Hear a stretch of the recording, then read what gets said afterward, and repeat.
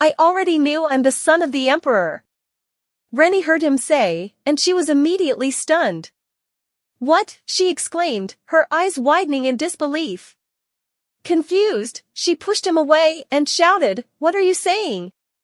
How is that possible? Since when did you know? Since when?" Willem took hold of her hand to calm her down. "Rennie," he whispered, pulling her close, "I can't tell you yet." Still in a state of bewilderment, Rennie heard a call from the door urging them, "My lord, Anen Stog has arrived. You must depart." Anson felt embarrassed at the scene and apologized for being late. Rennie blushed in embarrassment. Why now? She turned to follow them. All right. Let's go. Well, it seems difficult to continue our conversation now, doesn't it? Willem chuckled softly as he walked past her. We'll talk later when we have the chance. Rennie stood there, still perplexed, unable to fully comprehend what he had just revealed. In the lush green forest, the sound of the escort's horse hooves echoed, clip-clop. As they rode, Rennie thought about Willem. So that's it. All this time I'd been wondering why Farhan Grancia was willing to lend so many soldiers. Turns out he wasn't lending free army troops, but Willem was offering himself in exchange, thanks to the blood running through his veins. That also means all of Laden's actions are related to the imperial family. The emperor has nothing to worry about because Michael is his only bloodline, and with his advanced age, he cannot have any more children. If that fool Michael is the only crown prince at the moment, the appearance of another contender for this position would surely delight the emperor. Willem glanced at her thoughtfully, causing Rennie to jump slightly, quickly turning away. Her embarrassed expression momentarily deflated his demeanor, but the awkward atmosphere was soon broken when the attendant loudly announced, "We've arrived, my lord." The glass gate emitted a beautiful blue light. The cowboy had been waiting for them for a long time. He politely greeted, "Welcome, everyone. Now that we've all gathered, let's begin the journey. Just hold the resonance stone and walk through. Follow me." Rennie and Willem led the group as they slowly approached the gate. But before stepping through, Willem called her back. "Rennie." What is it?" she asked. He leaned in and whispered in her ear, "I haven't told you what reward I want from you, have I?" Caught off guard by his intense gaze, Rennie hesitantly responded, "Oh." Gripping the corner of her dress. She hesitated. "Sorry, Willem, can you repeat that?" Feeling anxious about the demand from the young man, Willem gently replied, "I have returned as promised, and even in the future, I will survive and come back.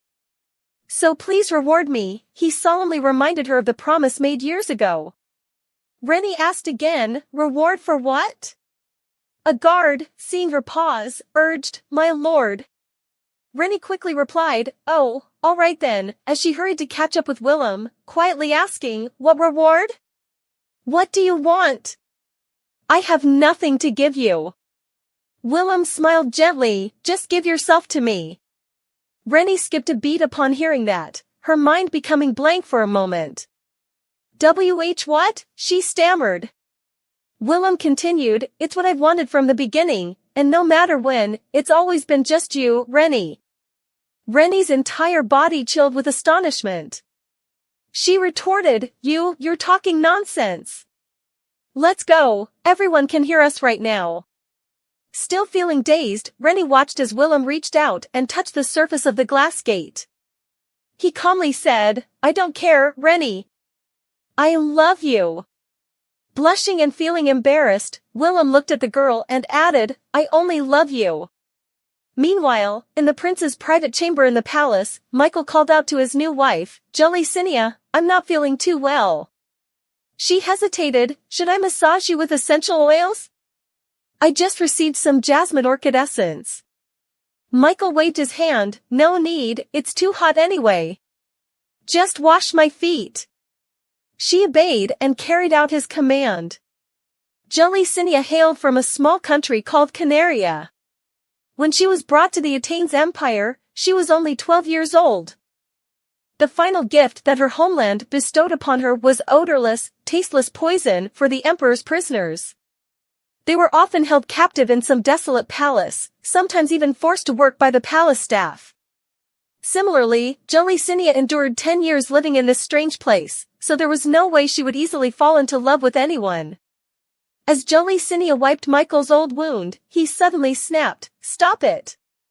She raised her face to hear his uncomfortable words, "Don't use so much force. Be gentle with your hands." "Yes, sir," she replied, enduring with a gentle expression. Every time his foot hurt, the crown prince would make his new wife wash his feet. Suddenly, he announced coldly, "That woman will come tonight." Jolicinia's hand paused. That woman. And who else but that damned woman, Rennie? Hearing that name, Jolicinia briefly recalled what she had done back then. Because she intervened in the salt import affairs from Sarawak, it led to Rennie stabbing the prince's foot with a sword.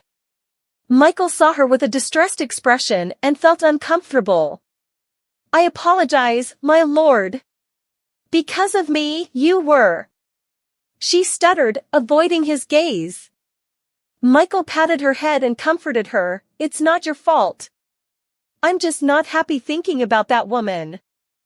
He thought to himself, Jolicinia is indeed cautious, unlike Rennie, his ex-wife with that provocative demeanor. Michael clenched his fist and shouted, "I hate that woman. I want to kill her. I thought after leaving here, she would fall prey to bandits in the mountains or freeze to death. But she's still alive out there, rescued by some unknown person." His eyes turned fierce, and now she suddenly becomes a great lord? And she's shameless enough to come to the capital. He gritted his teeth, "I'll make her regret it for the rest of her life. I'll make sure her arrogant head is hung at the city gates." Then, he changed his tone and smiled at the beautiful girl beside him, "Right, bring that thing here and open it." A finely crafted gemstone necklace appeared, with a stone matching Jolicinia's eye color. She was extremely surprised. "This is for you, so I prepared it. Wear it at the reception this afternoon." Jolicinia hesitated, "But, my lord, at the lord's reception." Michael interrupted, "Normally, the prince's consort cannot attend such gatherings. But it's okay. First, I have to crush that woman's arrogance." He clenched his teeth, because her status should have her crawling on the streets' heads. You, as a princess with noble lineage, should not allow her to compare to you. From the beginning, she stole the position of the prince's consort that rightfully belongs to you. Let her see that directly. She bowed her head without saying a word, the answer given as someone who would live a lifetime as a mere shadow, always and forever. "Yes, sir." She replied to her husband most sincerely. At the reception, Jolicinia wore a sparkling crown and the exquisitely designed gemstone necklace. But her face still showed traces of insecurity and restlessness. Michael reminded her, "Look up. Jolicinia, you're the wife I chose. Don't be so timid." She replied, full of concern, "Yes." The old king glanced at Cinia.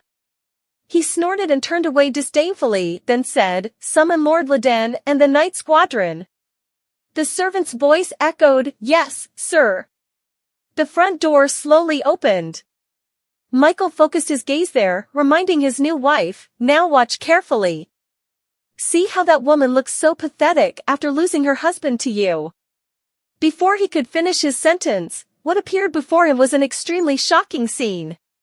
"What the hell is this? What is this?" Jolicinia thought to herself. She used to be just a little princess forgotten in this Attain's country. As Cinia saw the former prince's consort for the first time in real life, she was astonished. "Rennie, that woman looks truly elegant and noble." Just like many other girls surrounding Rennie, Cinia was drawn to her sky-blue eyes, her golden hair shining like the sun, and her dignified demeanor. At that moment, Rennie noticed Cinia wearing a crown and a gemstone necklace. These items adorned her, despite her having blue eyes and hair as silver as the moon. But ultimately, it was the sunlight reflecting off her face that made her shine. Remembering the day Rennie was humiliated and went mad, stabbing Michael with a sword, Jolie Cinia involuntarily touched the necklace around her neck, silently blaming herself. It's because of me that that woman lost everything. And now I have to meet her again in this situation. Lost in thought, Cinia didn't notice Michael trembling with anger. That woman has gone crazy. As the two slowly entered the palace, he gritted his teeth, muttering each word, so arrogant. Cinia also trembled in horror when she saw that face. Rennie's eyes seemed to devour her. However, that was just Juna's imagination. Rennie calmly approached in a black mourning attire, not needing any makeup to look beautiful. As they drew closer, Cinia became more anxious. She's coming. She's looking at me. While Rennie remained calm in her inner fear, she was glaring, uttering each word, I will regain everything you stole from me and my father's dignity. Jolie Cinia was trembling so much that Michael had to put his hand on her shoulder to reassure her. I told you to calm down. Forgive me, she could only mutter. On the golden throne, the old king looked at the two fools with disdain. This situation made him scratch his head with much deliberation. But he truly respected Rennie for what she had built in that remote and poor place, threatening even his throne. His purpose in calling her was to congratulate her on becoming a great lord, wanting her to see it as a great honor. But it seemed like things wouldn't be easy. He looked at Rennie, who came here with that appearance, unadorned and unmade up, as if humiliating the royal family. But he knew her true purpose in accepting this offer. Rennie was wearing mourning attire for her father, indicating that she wanted the royal family to return her father's remains. A courtier carefully raised his voice, Your Majesty, the esteemed and revered ruler of Alan, this is the Lord of Leden. The old king replied, Come forward, Viscount Rennie Felden. She also solemnly bowed, It's an honor to meet you, Your Majesty. Viscount Felden, please raise your head. Rennie didn't obey the king's command, maintaining her posture. This reaction made the old king somewhat uncomfortable. I deliberately lowered her status by addressing her as a viscount, but it seems Rennie intends to imply that she's here to reclaim the title of the Lincoln Marquess. Rennie extended her hand to introduce, This is Willem, without a surname, but he has been actively serving as a temporary knight for Viscount Felden. Listening to the introduction, the old man thought to himself, She's foolish to think that the emperor will reinstate that title. However, Willem's greeting caught the old king's attention. He raised his head, radiating vigor and strength. This made the old king feel somewhat curious about this young man. It is also an honor to meet you, Your Majesty. A courtier standing nearby seemed eager to diminish Willem's importance. So you're Willem? I've heard of you. How old are you? His uncomfortable question was met with solemnity. I am 20 years old this year, sir. The old king paused upon receiving that answer. Oh, you're young but already so skilled. Several hypotheses emerged in the old man's mind. You're too kind, Your Majesty, Willem calmly responded. But why don't you have a surname? The old king's next words were less discomforting. Rennie quickly replied for Willem, his external family was massacred in a raid by a barbaric tribe, and his mother passed away after giving birth to him. The old king still had one last question, but at least there must be a father, right? Is there a marriage certificate? Rennie bluntly said, This is not a matter to be discussed in this hall, sir. If overlooked, it would be a disgrace to an entire family. The room fell silent after her words. The king-father wiped his sweaty forehead, and the rest didn't understand what they were talking about. The story didn't seem to align with the negotiation they needed to focus on. A few seconds later, the old king suddenly addressed her by her former prestigious title, Marquess Lincoln. This call surprised both Michael and June Cinia greatly. He turned to look at his father with a puzzled expression, but the old king continued speaking as calmly as possible. There are few who are called Grand Lords in the Empire, especially the return of the territory of Marquess Lincoln must be delicately and quickly negotiated. An hour later, come to my garden, and we can enjoy tea and talk properly. Rennie understood the old man's intention. She replied respectfully, "I understand, Your Majesty." The old king continued to invite her and Willem to the welcoming banquet of the new Grand Lord. This made Prince Michael couldn't help but ask, "What exactly is going on, father? Is returning the territory just a bait? We've decided to control that woman and kill the knight. But why does everything turn out like this?" He shook with anger, silently cursing Rennie. He no longer paid attention to his new wife Cinia, who was watching Willem's departing figure. In her heart, Cinia felt a bit of sweetness towards the handsome and strong-willed young man. She stood still for a moment, as if the princess who had lived like a faded shadow in the palace that day was stirred by this young man. She blushed and smiled softly. "Willem, that man looked at me and smiled." Meanwhile, Rennie stepped out of the room, secretly rejoicing. "Finally, we meet again, Michael Alesh." His legs are now trembling, and his life must be miserable. "My previous life was like that, and I've returned to take revenge on him. I will end your life, Alan. I will show you what hell is like." As she walked, Rennie pondered on how to please the old king in the tea party happening in an hour. First, the king needs to recognize Willem as his new son. Lost in thought, she only realized Anzen was calling her. He wanted Rennie to show him something. The price for lending soldiers to Glenda was for her to provide evidence of Willem's identity with a glass gemstone. But right now, Rennie needed to keep it to present to the king at the tea party. This needed to be conveyed meaningfully and avoid the scrutiny of the public eye. So she simply left Anzen with a cryptic statement, "Amorous blooms in season." He was puzzled by her words. Amorous is the name of the first emperor, and that flower is also drawn on the royal crest. She says it blooms in season, meaning she will offer something even more valuable than a glass gemstone to prove Amorous's identity. It's strange, she always says incomprehensible things like that. But he nodded in agreement nonetheless. Rennie felt quite exhausted from her encounter with Michael and the court formalities. Willem stood by her side, gently asking, "Rennie, there's a room prepared for the Lord, go there and rest." "How did you know about that?" she asked, curious. "Because I've been in many battles, I've learned to pay attention," Willem chuckled sheepishly, blushing like a puppy wagging its tail. Azen, witnessing the warm scene, shuddered. "It's rumored that the Lord of Leden has fallen for a young knight, so it must be true. Well, I just want to quickly receive the glass token and go home." Willem approached and opened the door courteously, saying, "Rest now."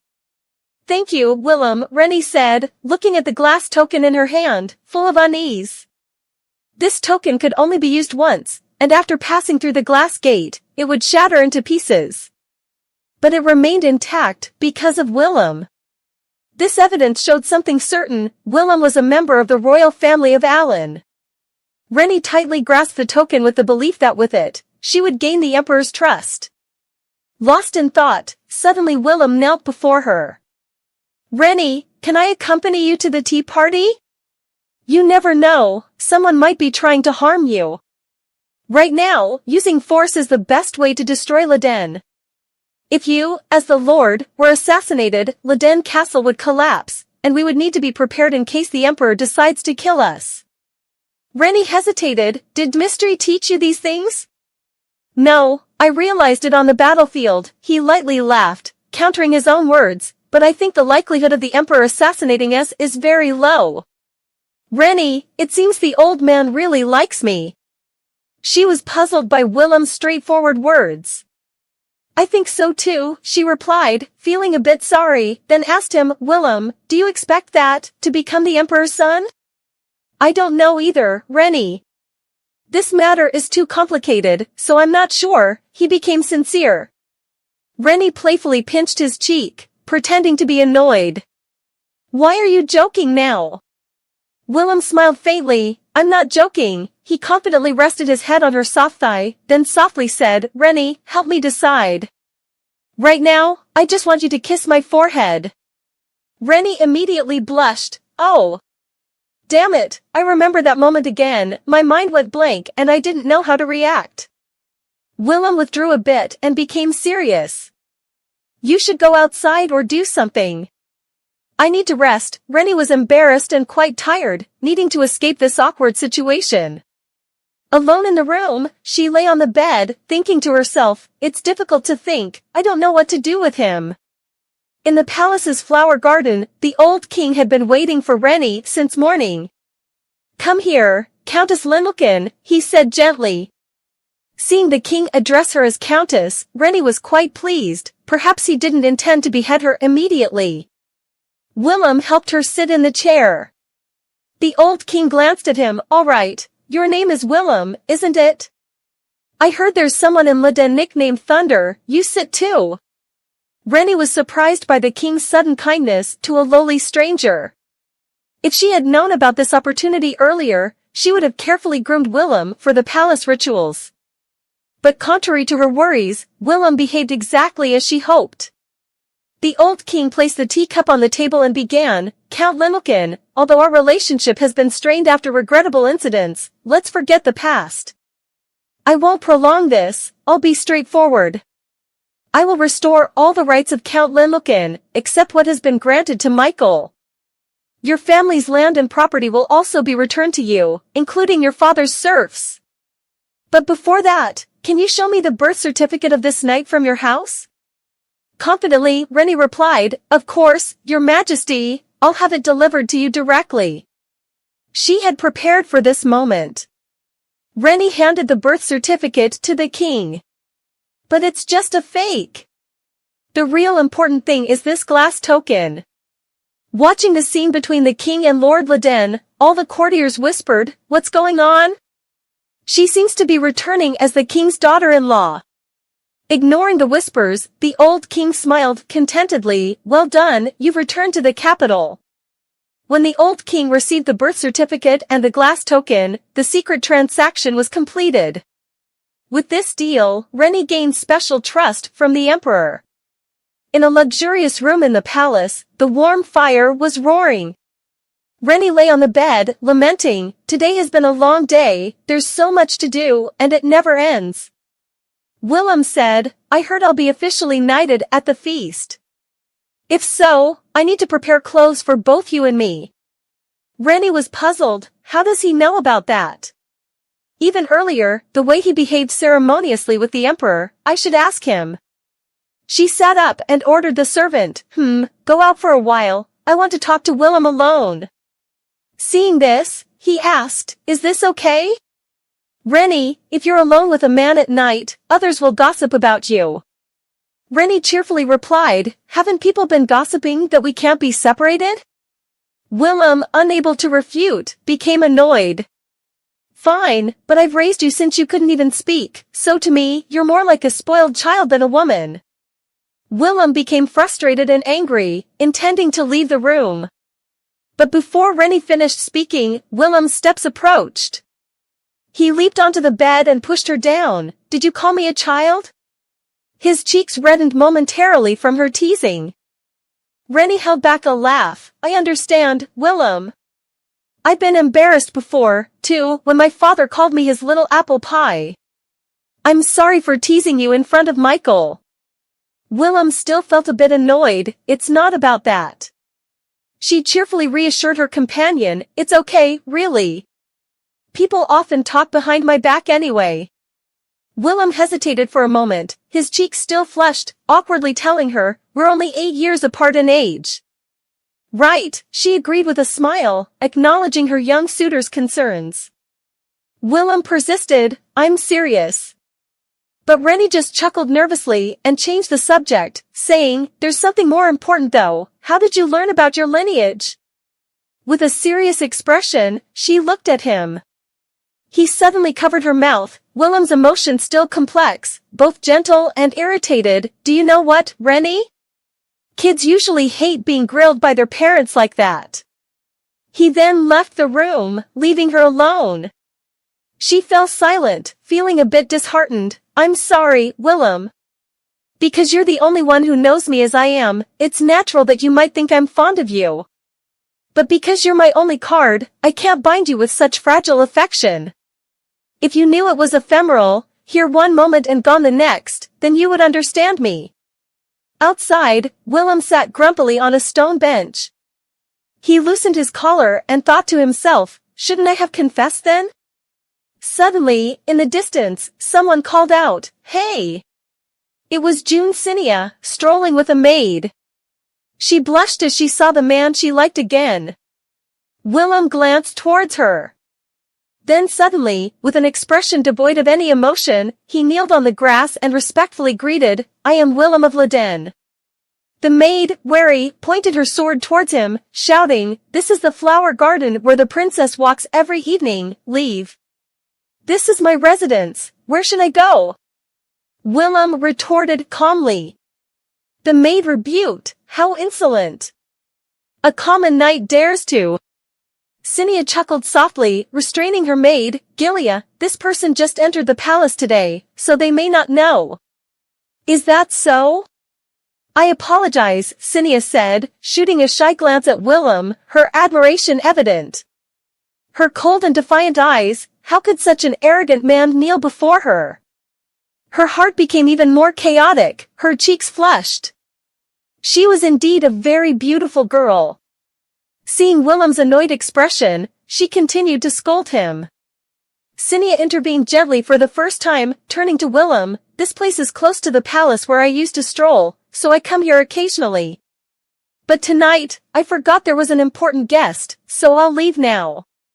But walking here is my only pleasure, so in the future, could you leave at this time of day?"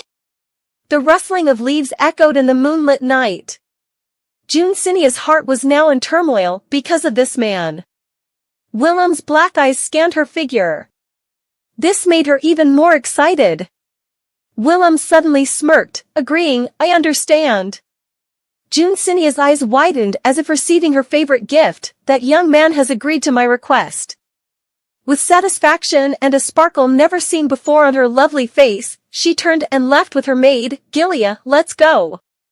A few steps away, she took something out of her pocket and pretended to accidentally drop it.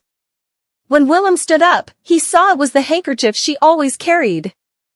A handkerchief? He picked it up and looked towards the two women who were gradually leaving. But Willem could clearly feel her entire body warming up because of him. He took the handkerchief and grinned mischievously, "What a quiet night it is." 2 days later, at the royal palace, the organization of the welcoming feast for the new Grand Lord was completed. All the knights attending the banquet were dressed in beautiful and latest attire. The only one left without a new outfit was Leyden's lord. But she didn't need it. What was more important was that she wanted to meet Aizen. He quickly appeared with a friendly face, while Anzen looked expectant, thinking this time she would give him something from Amorous, and he could return early. However, was that she wanted to meet Aizen. He quickly appeared with a friendly face, while Anzen looked expectant, thinking this time she would give him something from Amorous, and he could return early. However, before that, Rennie said she needed his help. "This is personal information someone is looking for," she said. Anzen was puzzled. "Who is it that you're looking for?" "I know you didn't attend the banquet, so I asked for your help." "Please rest and look for that person in the capital," she said. Anzen looked helpless, and could Rennie read his thoughts from that helpless expression? She's not giving me the water stone, but also entrusting me with a task?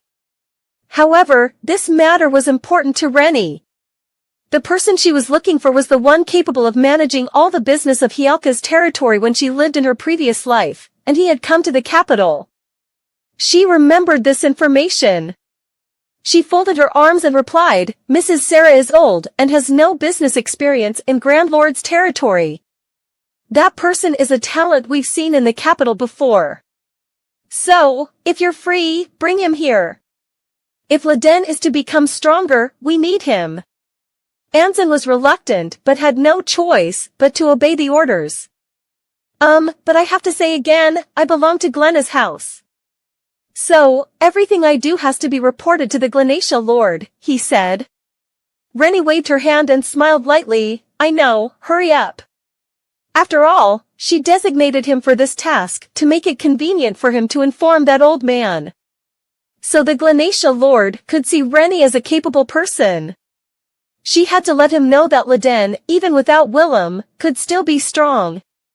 Well, mentioning Willem, her heart was extremely conflicted, emotions in turmoil. It's been 2 days since I left the room like that, and I haven't seen him. She sat on the bed and sighed. I gave Willem time to settle his feelings.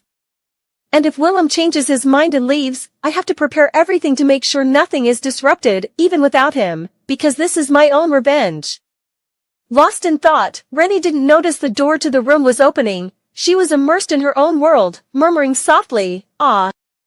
At times like this, I wish there was someone I could trust by my side. Rennie remembered Mystery, a very close friend who had grown up with her since childhood, and imagined, what will he say to me?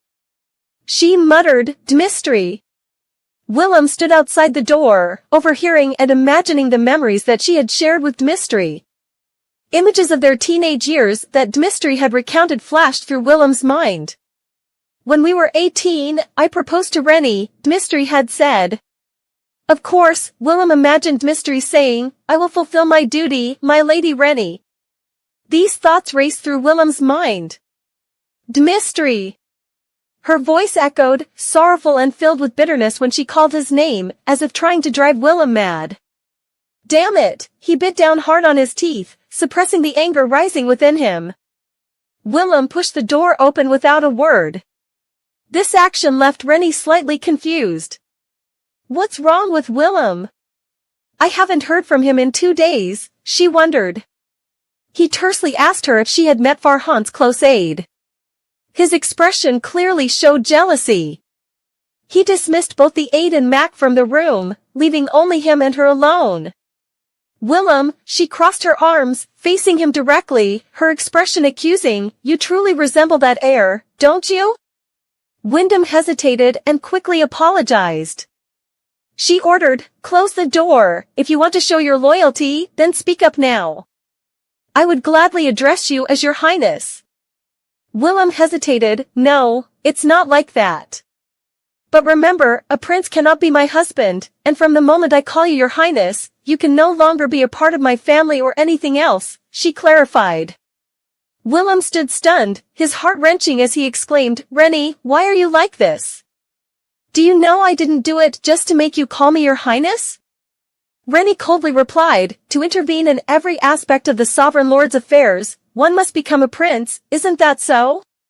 Willem didn't know what else to say, feeling shaken, he hastily apologized, I'm sorry for everything. In her familiar demeanor with him, he became a pitiable dog scolded by its master. Rennie stopped her cold words and asked, what's that in your hand? Because you need to prepare jewelry for the banquet, so.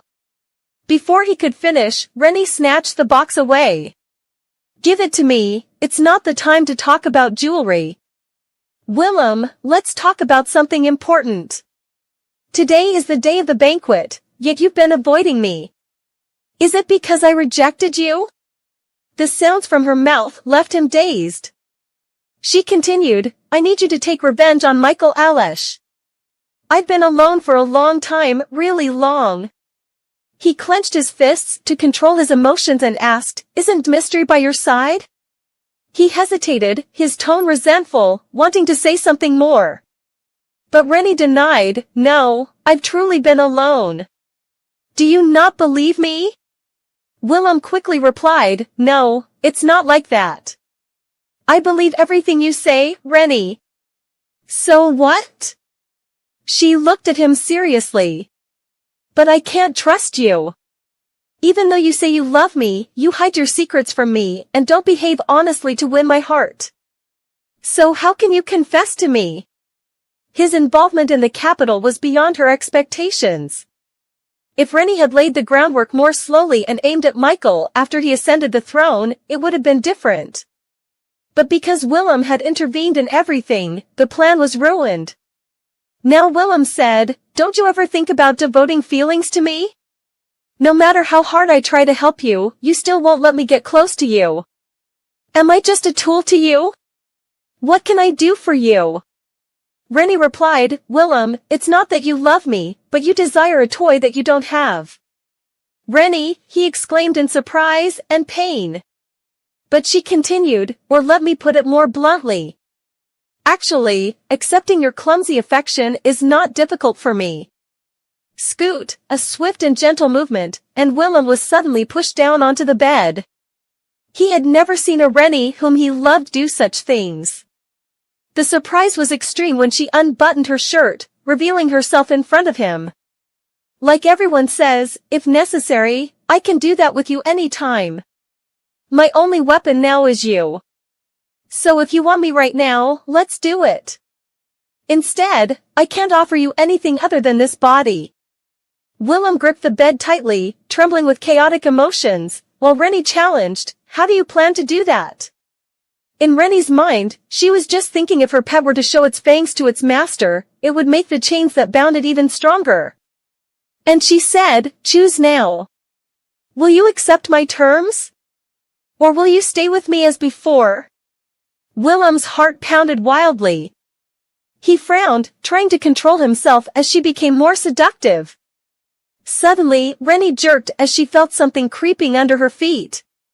Willem spoke softly, so after the revenge is over, can you love me?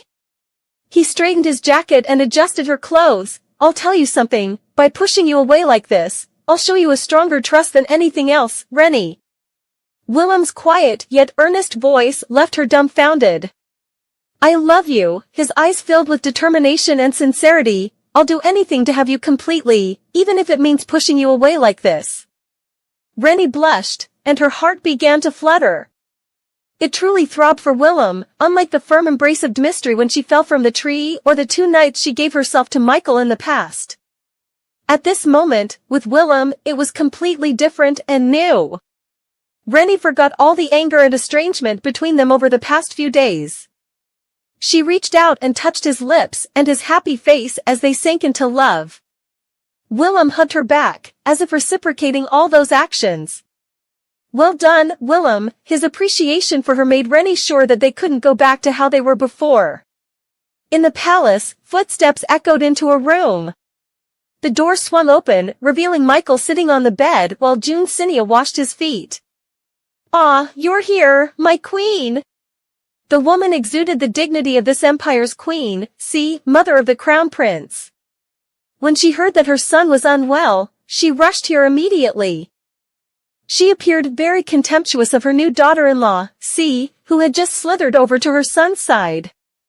She deliberately caused June Sinia to startle and fall to the floor. Yet, Michael remained calmly conversing with his mother, paying no attention to June Sinia sitting on the floor amidst the shattered glass, listening to her speak ill of Rennie. My Michael, is it because that woman returned to the capital that you're so irritated? But don't worry, in this empire, only Michael is the seed that can become emperor. Even if that filthy thing is Lord Leden, in the end, it's Michael who will become emperor. Grasped her son's hand reassuringly.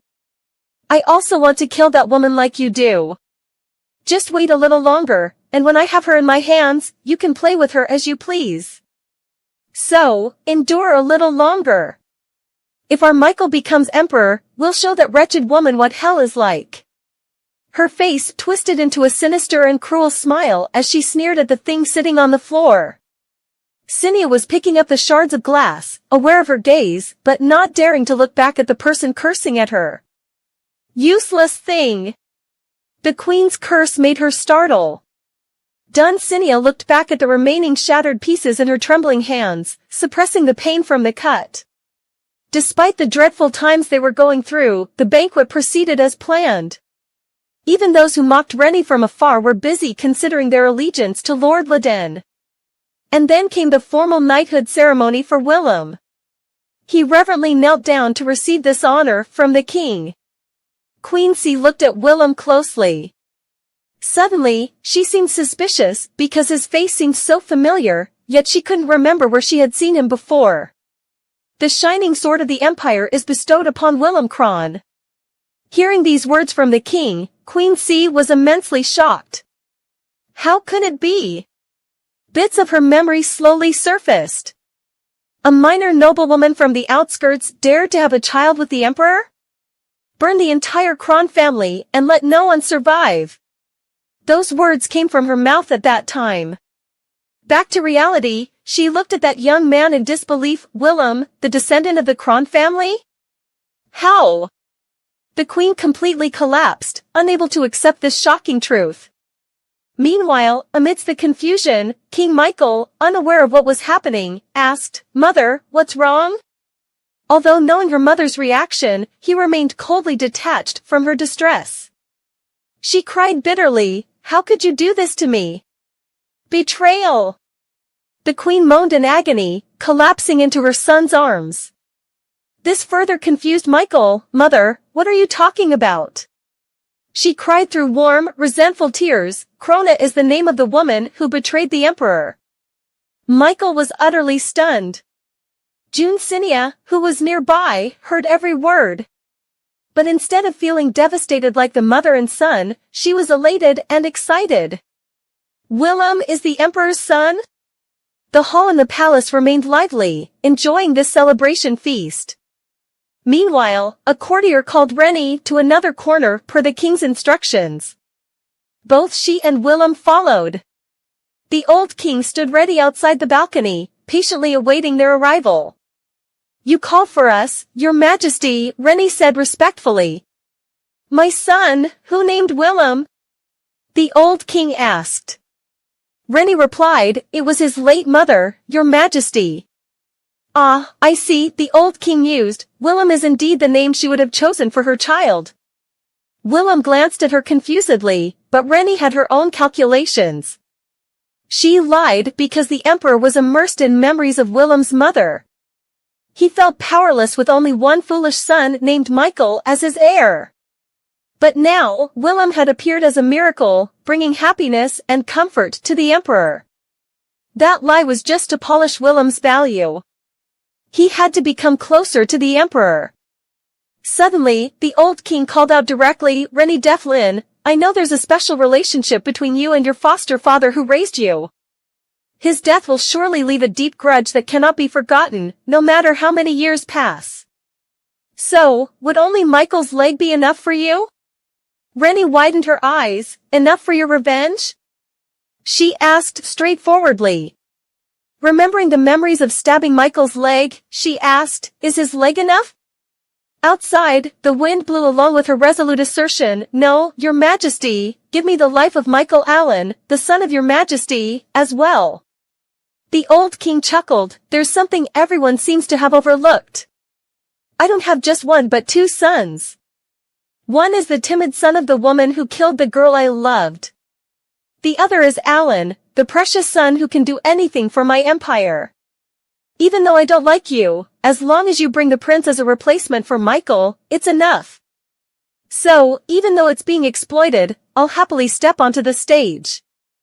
I'll give you everything you want." Rennie couldn't believe what she was hearing. So, the old man doesn't hesitate to bring out his son for negotiation. The old king continued, "Even the life of the crown prince is ready to become a puppet dancing on the stage you've built. In return, when the time comes, you'll have to wear the princess's crown." Both Rennie and Willem were extremely surprised by this offer, but their reactions afterward were completely opposite. While Willem was embarrassed and blushing, Rennie was furious and retorted, "What?" Back in her private room, Rennie was still angry after hearing the irrational words of the old king. She angrily exclaimed, "The old man is sick. How could he use the rumor of my close relationship with Willem?" Thinking about it, she understood. Although Great Land Leden was created in a short time, it was not her achievement, but Leden's thunder, created by Willem. Therefore, as an emperor, he would be curious about why Willem devoted himself to Leden. Ultimately, when the rumors of the relationship between Leden's lord and Willem reached the old king's ears, he knew what he really wanted was her. Thinking about it, her face flushed at some unknown time. With that question at the time, perhaps the emperor had confirmed the old man's hypothesis. Willem's reaction was very sincere, no different from being caught by the emperor's weakness. He thought, if I become the crown prince, then Leden will ultimately belong to the imperial family. Furthermore, I won't be the crown prince, just the prince's wife, meaning he doesn't see me as a crown prince.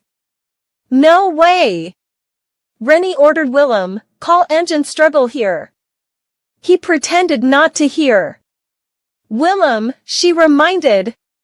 He replied, engine struggle hasn't returned yet, and why do you want to meet another man with that expression? You will become my wife. Willem discreetly glanced at Rennie and blushed when he uttered that. What a failed joke! You're the only one who looks at me like that, Wyndham retorted. Anyone who doesn't look at you like that is strange, just out of the bath with soaking wet clothes, it's too much for a 20-year-old boy. Rennie angrily grabbed his collar. What did you say to a woman nearly 30 years old? Don't embarrass me anymore. Go inside quickly. Willem groaned, now you're dragging me into the bathroom again? Don't resist. Go wash your feet quickly and return to your room, she snapped. Then let me wash your feet for you, Willem suggested. The sound of water splashed in the room. Willem carefully held her soft feet, making Rennie a bit nervous. Suddenly he accidentally made her ticklish, and she murmured softly, "Ah." But Willem gently reassured her, "Don't worry, without your permission, I won't do anything." After washing her feet clean, he gently dried them with a soft towel and mischievously kissed Rennie's thigh. Blushing, she reproached, "You said you wouldn't do anything without permission. Does anyone ask permission from the gods before honoring them?" Willem smoothly countered, continuing to charm her with his words. Rennie tried to change the subject to something more serious, saying, "Willem, what do you think of the Emperor's proposal?" Willem thoughtfully replied, "It's very tempting." Rennie hesitated, "He's not offering the crown prince position, but just the prince's, and he will pretend to be ignorant until he's sure you're a better candidate than Michael." Willem chuckled faintly. "It's all right. Didn't he say he would let you be my wife?" In the end, he only cared about what he wanted and nothing else. Rennie immediately blushed, silently cursing in her heart and solemnly saying to him, "I told you not to believe everything the Emperor says. He's a cunning old fox. He'll pay attention and check all relationships between you, me, and Glenacia." Wind made a dismissive gesture with the wash basin. "I know you're a bit upset." Rennie retorted, "You speak so simply because you don't understand the nature of that old man." Willem suddenly picked her up and replied, "Exactly." Rennie blushed even more every day, intending to stop him, but no one could resist the cute expression of this beloved dog. "I don't know anymore, so Rennie, please teach me." Willem put her down on the bed and whispered, "Rest well." Deep down, Rennie still felt uneasy about how Willem would accept the Emperor's proposal. As he strolled through the garden, he pondered the Emperor's proposition. Remembering the cunning face of the old man, Willem felt disgusted and repulsed. How dare he treat Rennie as a bargaining tool? His face revealed his anger. When Rennie genuinely smiles, a small dimple appears on her left cheek. "She has never shown me that smile. It only appears in front of that man," he lamented. His heart swelled with sadness. "I only wish to see her innocent smile. I only want her completely, never demanding anything from others." Inside Willem, a fire ignited. How dare the old man deceive Rennie like that? Unfortunately, I can't kill him as before. Suddenly, there was a commotion nearby. Turns out it was Michael. He was wildly wielding a sword and cursing, ignoring the restraint of his young wife and the servants. In his rage, he forcefully pushed June Sinia away. Growling, "You ordinary wench! Why? Do you follow and obstruct me? Aren't you just the same kind as them?" He pointed his sword at her and threatened, "If you obstruct me again, I will kill you on the spot." Sinia could only whisper an apology even though she hadn't done anything. "You wretched creature! Such a nuisance!" he exclaimed before leaving, after humiliating her. But he quickly paused upon hearing her thanking someone behind him. Seeing Willem, his eyes showed clear hostility. "You, this villain! Whose person are you touching?" Willem calmly replied, because she stumbled. He shouted furiously, I'm the only one allowed to touch her. June Sinia quietly clung to Willem's arm. He retorted, I'm just a fool from the northeast. Who didn't know? Michael grew even angrier, your arrogance knows no bounds. Is that your way of apologizing? Recalling what the queen had revealed. At the party, Cronin, the name of the woman who had been disrespectful to the emperor. Michael trembled with anger, thinking, he knows I'm the prince, yet he behaves arrogantly like this. The more he thought, the more he resented his treacherous father, unforgivable, that instigator. Thinking so, he gripped the sword of justice tightly and swung it. I must kill him here and now. Michael yelled, die! Sinia, witnessing the scene, screamed in horror. Willem grabbed his wrist to restrain him. Let go of me! Michael screamed madly, but Willem calmly said, if you drop your sword, I'll let go. Michael roared like a wounded beast, I'll kill you. Willem calmly replied, if you can. Then he struck hard at the back of Michael's neck, knocking him unconscious on the spot. After witnessing the whole incident, Sinia was horrified, covering her mouth to stifle a scream. Willem caught Michael as he fell and lost consciousness. The attendants hurriedly called for help and rushed to check on him. Please forgive my rudeness. It's the best way to prevent a bigger incident.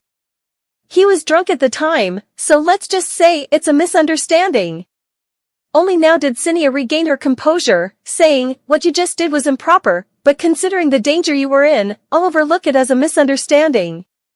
She glanced surreptitiously at the young man before her. Her heart pounded wildly, seeming to want to leap out, as Willem's eyes quietly reflected her flushed face. Thank you for your concern, Willem said softly, startling her. Sinia, embarrassed, touched her cheeks as she accidentally stared at him intently. Go back to your room, quickly. Sinia hurriedly ran off without saying a word.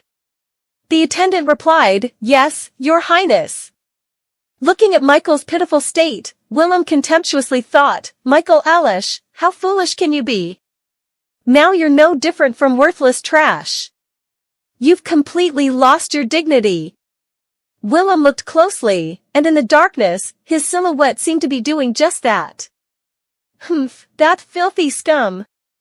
He thought angrily. That vile creature, I will tear you apart into 100 pieces. As he left with the attendants, June Sinia suddenly stopped and glanced back at Willem one last time. He ignored her gesture, only seeing Sinia smiling brightly like a young girl in love, before quickly leaving. Watching her actions, Willem quietly thought, some things never change. He fondly caressed the hilt of his sword and left the beautiful flower garden. The next morning, in the private chamber of the Duke's steward, Rennie was receiving a very important guest. This sweating young man was named Adder, the same person she had asked Azen to find in the capital. In his past life, he managed financial matters for the Heelcast. His visit to Heelcast was purely coincidental. Many things had changed in this life, so he wouldn't recognize her. But Rennie would create that coincidence herself. She began pouring out a long speech. Hey Adder, the second son of Duke Jews, you're now a lowly financial officer. I heard you're not valued there, and obviously, as a second son, you wouldn't inherit the family. You've heard about Leden, right? I've unified 6 territories into one great kingdom. Hafer hesitated to respond, yes, congratulations. Before he could finish, his demeanor turned cold as he listened to Rennie's proposal. I want to hand over the management of finances in the great territory to your family. Hafer was extremely surprised, but Rennie calmly pointed out the shortcomings in his great territory and mentioned an acquaintance who had recommended him. Who is it? He asked curiously. If you agree to become my financial manager, then I'll answer that question, Rennie continued to bait him. Hafer remained indecisive, thank you, but this is too sudden, so. Last year, you represented your superiors in the tax evasion case in the East, didn't you? It was indeed well covered up. I reviewed the expenditure records of the Orion territory. Of course, these were just lies from Rennie. She had heard about this from him in the past life. At that time, Hathor was directly responsible for tax collection in the Orion territory for 20 years. He worked tirelessly at the Financial Bureau, but his superiors not only failed to recognize Hathor's efforts, but also abandoned him out of fear of losing their positions. And now, Hathor is trying to contain his happiness as a High Lord, someone who has never had any relationship with him before, sees his true power and worth. After taking control of Orion, I found your name in the tax documents. Turns out, you are the only one who has kept the tax records so accurately. Moreover, I can also give you what you want, Rennie said coldly and cunningly as she almost completed this recruitment. Meanwhile, Hathor sweated profusely out of fear. How does she know what I want? Rennie quietly responded, Ather, I might seem like a suspicious flatterer, but in 5 years, she raised her hand, implying her suggestion, work for me for the next 5 years, then whether you leave or not, I won't stop you. Don't you have somewhere you need to go? He was overjoyed and immediately accepted her offer. Now Rennie had the most capable financial manager in the empire in her hands. At the same time, in a corner of the garden, a couple, regardless of challenges of status and prestige, were secretly meeting. Prince Consort, did you skip breakfast again today? You didn't eat dinner last night either. Are you feeling sick? How is that possible, after so many nights like that, not even a child? Then how could it be now? Ha ha! Indeed, is it because of the prince's palace? Cinia became agitated as she recalled the gossip behind her back. The incident from the previous night, Michael dismissed it as a strange dream when he saw the knight he despised. He thought of it and cursed as usual, truly a creature lurking beneath society. Cinia found it amusing, a creature lurking beneath society? He is the one who spouts such inferior insults. Suddenly, she felt dizzy from lack of moderation in eating and drinking, trying to make it to the nearby resting place, but everything seemed to be spinning, her body almost collapsing forward. Suddenly, someone deliberately stuck out a shoe, causing her to stumble. Cinia panicked. What did I just bump into? No way! As she closed her eyes waiting for a painful fall, she realized she had stumbled into a man.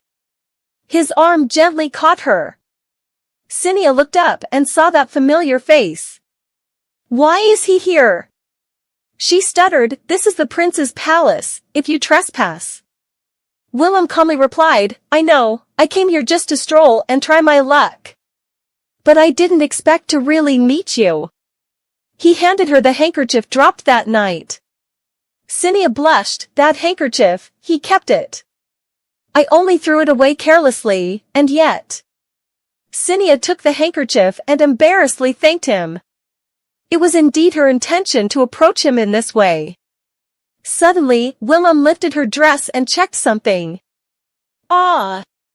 What are you doing? She stood up embarrassed and moved away from his touch. Willem looked remorseful. I apologize for frightening you, causing you harm. He grabbed her ankle, stretched it, and massaged it, making her let out a small cry. Then Willem gently said, luckily, it's not swollen. But it could still swell, I'll help you inside. Willem reached out, taking the initiative, let's go. Cinia felt both delighted and worried at his invitation, I want to stay with him a little longer. But she decided to maintain her dignity and refused his offer. But before she could fall again, should I call your maid to help you inside? Cinia exclaimed, I don't need that. Feeling she had said too much, she softened her tone, no, I mean, you've helped me enough. Cinia grabbed his arm, it's not that I can't walk. I'm not that weak, and sometimes if someone can talk to me cheerfully, I can easily forget this pain. Then she boldly leaned into him tenderly. Willem sternly reminded her, others might see and spread rumors, you know. Cinia replied, I don't care, people always talk badly about me. Willem's gaze widened, he remembered Rennie had said something like that before. In an instant, he felt deeply regretful. His heart felt like it was burning in flames. But then, bap, Cinia slapped him hard. It's all because of you.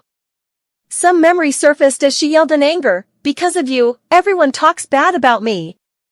Willem silently absorbed every image appearing in his mind. His eyes looked disdainfully at her. And even though he was touching her, he felt he couldn't bear this filth. When he helped her to the resting place, those memories kept surfacing. Disgusting and despicable. That's why you have to listen to me. What she was saying in reality and what she was saying in those memories intertwined. I can't forget those vividly horrifying memories. Looking up at the blue sky, Willem remembered her, Rennie, a gentle but sensitive woman. She seemed like she could cry at any moment, but couldn't. She was the one who saved him. If this woman were kicked out of the house half naked, Rennie would be the type to give her own cloak to cover her instead of tearing her apart. That's why he would take this fragile body, so Rennie's hands wouldn't get dirty. He would endure being tainted for her. What was Willem thinking when he tried to seduce Cinia for the sake of his beloved?